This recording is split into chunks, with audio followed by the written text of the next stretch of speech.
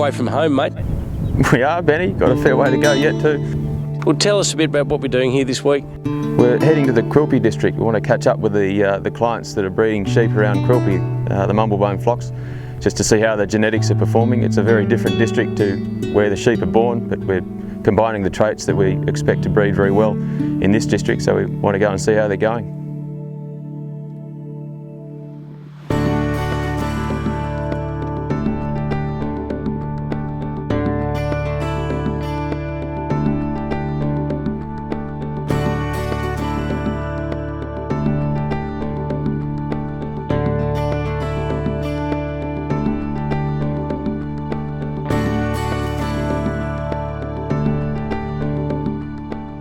Chad, it's so good to see the Trust family doing so well with the sheep out here. Oh, it sure is. Just to see those rams in the ram paddock looking so well, reflecting the muscle and fat that's been bred in conjunction with the other traits we select for. To see the lambs at foot running through the mulga country looking as good as they did.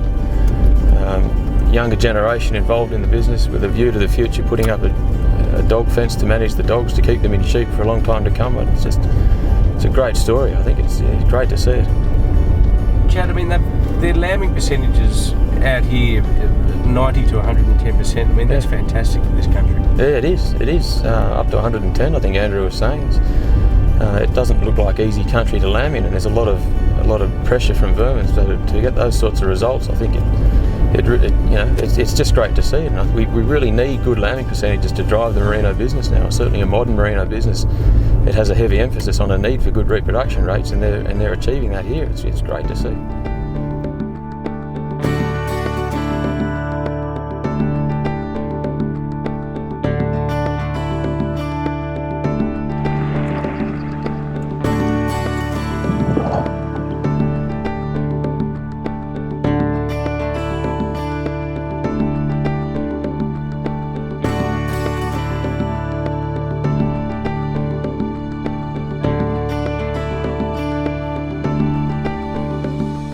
This is the sort of sheep we're wanting to send up to this district. It's a really robust sort of animal, so the muscle and fat and the growth should all be in place. But so far as the wool goes, it's just a beautiful wool. Yes.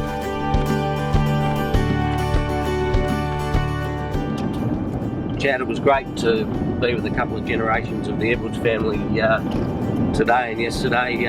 The sheep really have to do it themselves out there, don't they? They do.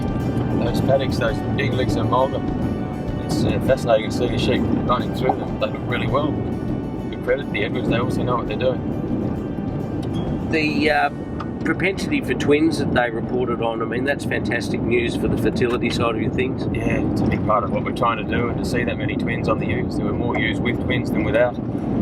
It could be a year for a great lambing on Possamunga, which they probably haven't had for a while with the seasons being against them, but this year, with a bit of feed in front of them, and the ewes dropping a heap of twins, it could be one to really jump away.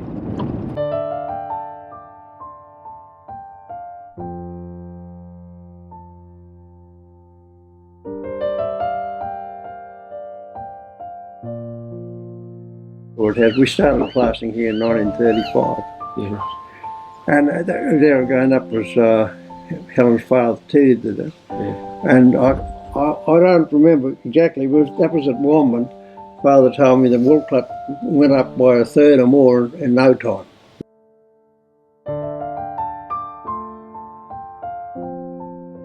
We love our sheep, and we think sheep are very profitable here, and have been very kind to the Ruttigers for a lot of years, and we like looking after them the best we can, and they come in every year with them a nice fleece of wool and at least one lamb, if not twins. Yeah, and twins this year. Happy to go again. Yeah. The sheep have changed from a fine wool, wrinkly, overdeveloped sheep to a plain body, the Mumblebone sheep I'm talking about. Probably back to more of a South Australian type sheep, but keeping the much better wool, soft handling wool. It's this country around about the 19.5 or 20 micron. So the wool's improved, but what about things like fertility and things like that? Have they improved over the years? I think the fertility's improved a lot, and some of that's because we've got more waters, and we've actually stopped mulesing last year for the first time ever, which Dad's pretty worried about, and I am a bit too, but Kylie, my wife, is very keen to go non-mulesing if we can, and we've done no mulesing with us for 5 or 6 years, and that's worked very well. So maybe it is a goer, I don't know, but all the ewe lambs this year aren't mulesed.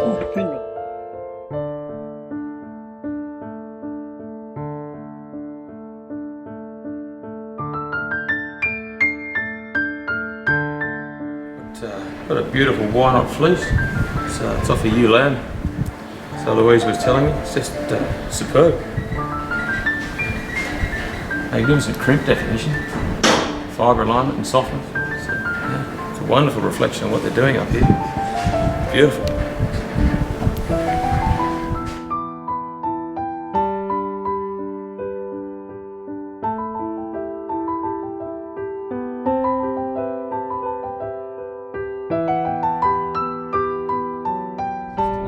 Another good day today then. The Rutledges is fascinating to meet them and hear from Brian and Barney a bit about how the Mumblebone flocks came to be in the district and the evolution of the sheep over that time. Great to hear a bit about that.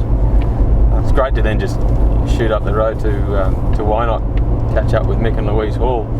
The sheep there look superb, real credit to their management. And of course, we saw whether it was 100 rams in that mob? Yeah, I think it was. Mick said there's about 100 in the paddock. I'm not sure they all ran into the corner, but there was certainly a fair wing of them. And then to find that half-brother of 850 who's doing so well in the trials in Victoria, also performing well up here in Queensland, was a small world. Yeah, some tough years and a chance now with some feed in front to really get some runs on the board in terms of lambs weaned. Mick was explaining that everything we saw there today is all edible, so with using such good nick and so many lambs hitting the ground early on and the lambing with beautiful feed in front of them, I hope it all comes together for them. It's an opportunity they probably haven't had for a while, so I hope they really smoke it this time. They've waited for it.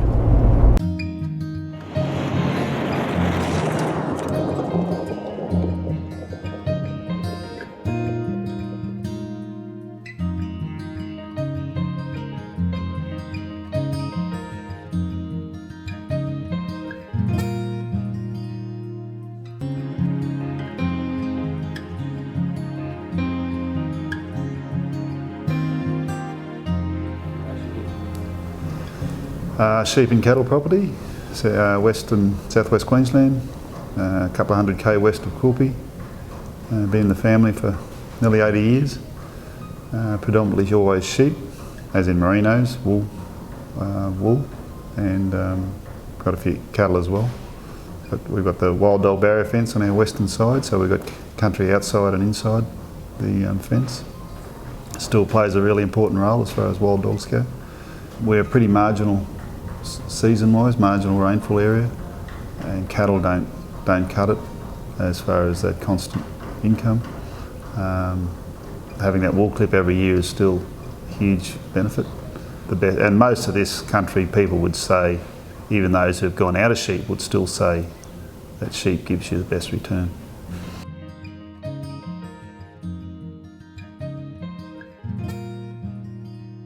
The weight of the animals have improved, increased a lot, and the wool, the quality of the wool, the microns dropped considerably.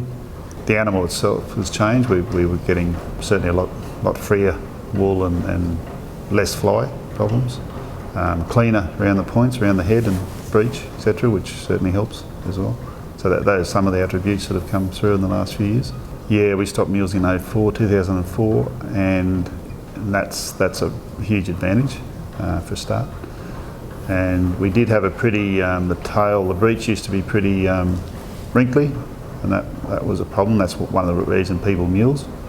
But that's been cleaned up a lot in the last 5 years with Mumblebone. So, and they really help with your basic management.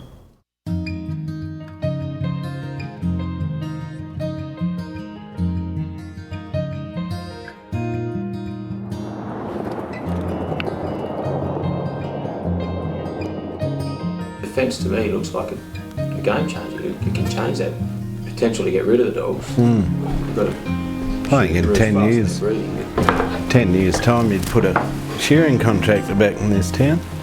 What do you think of Quilpie as a wool and sheep growing area? It's a great area. It is.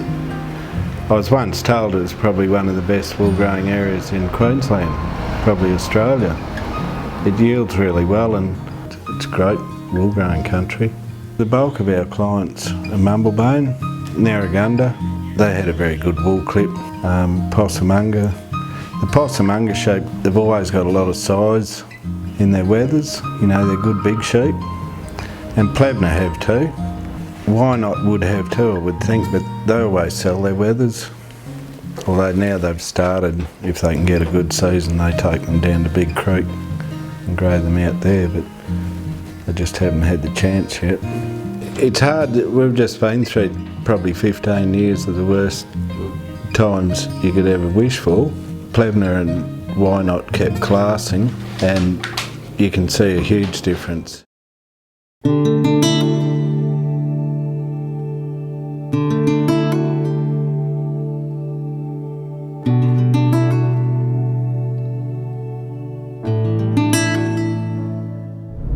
Good to catch up with Steve. It was, yeah, that's the first time I've actually had a close look at his sheep. I've been in there to see him a few times, but first time I've had sheep in the yard, so good to see the sheep and great to see the wool looking so good. We caught a couple in the yards there, and they had an interesting looking tip, so we tipped them over and the wool was spot on, just long, bold, soft, crimping wool. You know, it's a credit to his breeding. He obviously knows what he's doing it very well.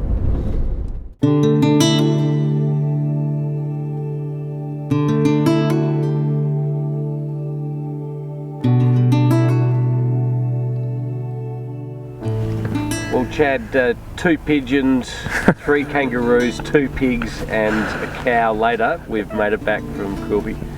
The cow wasn't hurt, mate. It walked away. There's no problem. But yeah, awesome trip. No cow was hurt in the making. No cow was hurt in the making of this film. We had a great trip though, you know, 2,500 k's to get round the flocks at Quilpie. It was only 11 months ago Lou and I were up there at the Quilpie show, and driving up, it was tough. There was no feed, it was hard ground. The few sheep we saw did look surprisingly good, but the country was giving them no help. So to see it now, turned around after the rain with good feed in front of them, heaps of lambs hitting the ground, you know, a bit of a spring in the step of the people we saw, it was very refreshing, very encouraging to see. And it's fantastic, this whole collective of, you know, the dog fence and everything. I mean, I think Quilpie's got some really exciting times in front of it. Absolutely, yeah. It's a real testament to the resilience of these people, I think. The tough times they've been through with the dogs and with the droughts, there have been some serious kicks in the guts for those people. That whole district has really suffered in a lot of ways. But to see the next generation coming through with a view to the future, putting these fences up to manage the dogs and their pastures, it is a real testament to the resilience of those people. It's just awesome to see it.